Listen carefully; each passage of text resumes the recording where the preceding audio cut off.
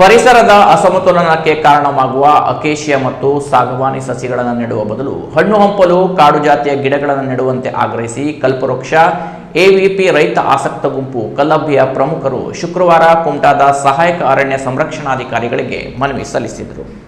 ಕುಮಟಾ ಸಹಾಯಕ ಅರಣ್ಯ ಸಂರಕ್ಷಣಾಧಿಕಾರಿಗಳ ಕಚೇರಿಗೆ ತೆರಳಿದ ಕಲ್ಲಬ್ಬೆ ಭಾಗದ ಅನೇಕ ರೈತರು ತಮ್ಮ ಗ್ರಾಮದಲ್ಲಿರುವ 100 ಹೆಕ್ಟೇರ್ ಪ್ರದೇಶದಲ್ಲಿ ಅಕೇಶಿಯಾ ಗಿಡಗಳನ್ನು ನೆಡದಂತೆ ಕ್ರಮ ಕೈಗೊಳ್ಳಬೇಕು ಎಂದು ಒತ್ತಾಯಿಸಿದರು.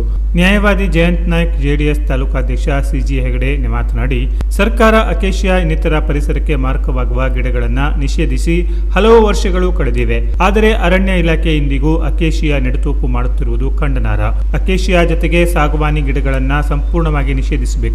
ಇಲಾಖೆಯಿಂದ ಈಗಾಗಲೇ ಇಂತಹ ಗಿಡ ಬಳಸಿ 10 ನೆಡುತೋಪು ನಿರ್ಮಿಸಿದ್ದಾರೆ. ಇದರಿಂದ ಸಮೃದ್ಧ ಕಾಡು ನಾಶವಾಗುತ್ತಿದೆ.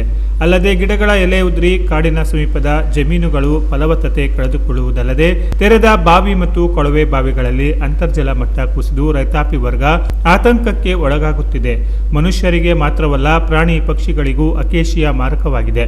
ಪರಿಸರಕ್ಕೆ ಪೂರಕವಾದ ವೈವಿಧ್ಯಮಯ ಮರುಗಲು, ರಾಮಪತ್ರೆ, ಗೇರು, ವಿವಿಧ ಹಣ್ಣಿನ ಗಿಡಗಳು, ಔಷಧಿ ಸಸ್ಯಗಳು, ಸಾಂಪ್ರದಾಯಿಕ ಬೆಟ್ಟದ ಮರ ಬೆಳೆಸಲು ಇಲಾಖೆ ಮುಂದಾಗಬೇಕು. ಇದರಿಂದ ವನ್ಯ ಜೀವಿಗಳು ಕೃಷಿ ಜಮೀನಿಗೆ ಲಗ್ಗೆ ಇಡುವುದನ್ನು ತಡೆಗಟ್ಟಬಹುದು. ಸಂಬಂಧಿಸಿದ ಮೇಲಾಧಿಕಾರಿಗಳು ಈ ಬಗ್ಗೆ ಗಮನಹರಿಸಿ ಹಣ್ಣು ಹಂಪಲು ಕಾಡು ಜಾತಿ ಮರಗಳನ್ನು ಅರಣ್ಯ ಪ್ರದೇಶದಲ್ಲಿ ನೆಡುವಂತೆ ಸೂಚನೆ ನೀಡುವ ಮೂಲಕ ಸಹಜ ಅರಣ್ಯ ವೃದ್ಧಿಗೆ ಅವಕಾಶ ನೀಡಬೇಕೆಂದು ಒತ್ತಾಯಿಸಿದರು.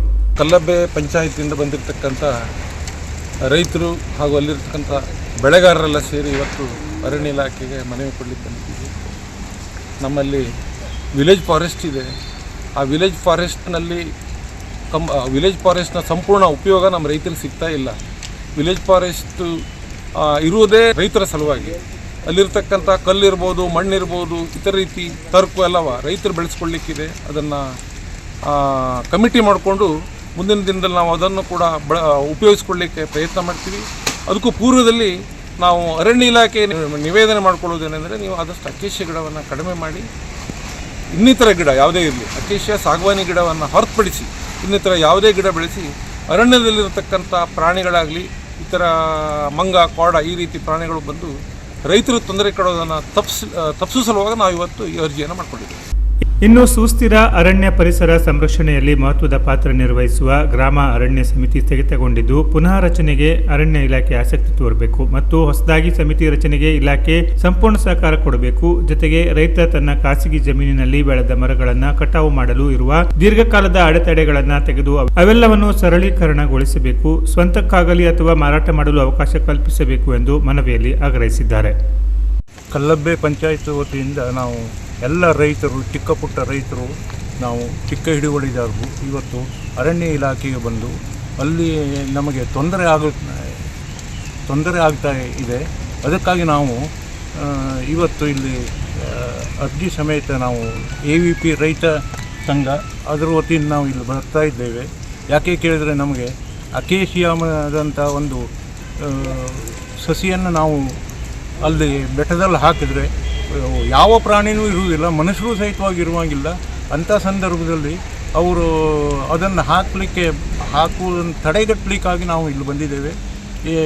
ಈ ಅಕೇಶಿಯಾ ಗಿಡವನ್ನು ಹಾಕಿದ ಸಹಿತವಾಗಿ ಮೀನು ಸಹಿತವಾಗಿ ಅಲ್ಲಿ ಇರಲಿಕ್ಕಿಲ್ಲ, ಅಷ್ಟೊಂದು ಹೀಟ್ ಇರ್ತದೆ. ಹಾಗಾಗಿ ನಮ್ಮ ರೈತರ, ಸಣ್ಣ ಪುಟ್ಟ ರೈತರಿಗೆ ತೊಂದರೆ ಆಗ್ತದೆ. ಬೆಳೆಗಳನ್ನು ನಾಶ ಮಾಡಲಿಕ್ಕೆ ಮಂಗ ಹಾಗೂ ಹಂದಿ ಇಂಥ ಕಾಟ ಭಾಳ ಇರ್ತದೆ. ಆದ್ದರಿಂದ ತಾವು ದಯವಿಟ್ಟು ಅದನ್ನು ಮೇಲಾಧಿಕಾರಿಗಳಿಗೆ ತಿಳಿಸಿ ನಮಗೆ ಜೀವನ ಮಾಡಲಿಕ್ಕೆ ಒಂದು ಅನುಕೂಲ ಮಾಡಿಕೊಡ್ಬೇಕಂತ ಕೇಳ್ಕೊಡ್ತಾ ಇದ್ದೇವೆ. ಈ ವೇಳೆ ಮಂಜುನಾಥ್ ನಾಯ್ಕ್, TR ಜೋಶಿ, SP ಭಟ್, ನರಸಿಂಹ ಭಟ್, ರಾಜೇಶ್ ಭಟ್, ಶೇಖರ್ ನಾಯ್ಕ್, ಮಾಬಲೇಶ್ವರ್ ನಾಯ್ಕ್, ಮಾರುತಿ ನಾಯ್ಕ್ ಇತರರು ಇದ್ದರು. ACF ಕೃಷ್ಣಗೌಡ ಅವರು ಮನವಿ ಸ್ವೀಕರಿಸಿ ಅಕೇಶಿಯಾ ಗಿಡಗಳನ್ನು ನೆಡದಂತೆ ಕ್ರಮ ವಹಿಸುವುದಾಗಿ ಭರವಸೆ ನೀಡಿದರು. Canara plus news, Kumta.